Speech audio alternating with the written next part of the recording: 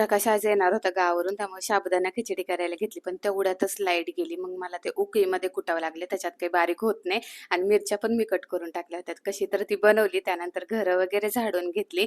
आणि प्रकाश एक 2 ते 4 दिवसासाठी गावी गेला होता, त्याच्यामुळे त्याचे खूप ड्रेस धुवायचे होते आणि त्याला परत 2 दिवसानंतर कामानिमित्त बाहेर जायचं होतं. त्यासाठी त्याला हे सगळे कपडे लागणार होते, त्यामुळे मी ते धुवून टाकले कपडे. आणि वातावरण असं ऊन वगैरे काहीच पडलं नव्हतं, पावसाचंच वातावरण झालं होतं. 1.5 दिवसामध्ये सुकतील म्हणून मी ते धुवून टाकले आणि कपडे वगैरे धुवून झाल्यानंतर आवरलं.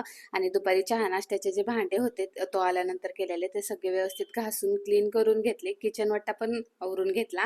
आणि असं बाहेर जायचा काही प्लॅन नव्हता, पण तो म्हटला की आज आपण बाहेर जाऊया. आणि दुपारी माझं एक पार्सल आलं होतं, त्या पार्सलमध्ये मी काय काय ऑर्डर केलं होतं हे मी तुम्हाला नेक्स्ट ब्लॉगमध्ये सांगते. आणि निघताना ना मी त्याला सगळ्या गोष्टी सांगत होते की कुठं काय झालं, कोण काय बोललं, ह्या सगळ्या गोष्टी सांगत होते. आणि जेव्हा आम्ही निघालो ना, त्याचे कपडे पण इस्त्रीला टाकायचे होते, ते टाकले. आणि खरंच वातावरण खूप छान झालं होतं. आणि इथं झुडिओमध्ये आलो होता त्याच्यासाठी शॉपिंग करायला, पण तो फोनमध्ये बिझी होता. मग तिथून निघालो आणि माझी एक फ्रेंड पण आली होती. आम्ही तिघांनी मिळून चायनीज खाल्लं.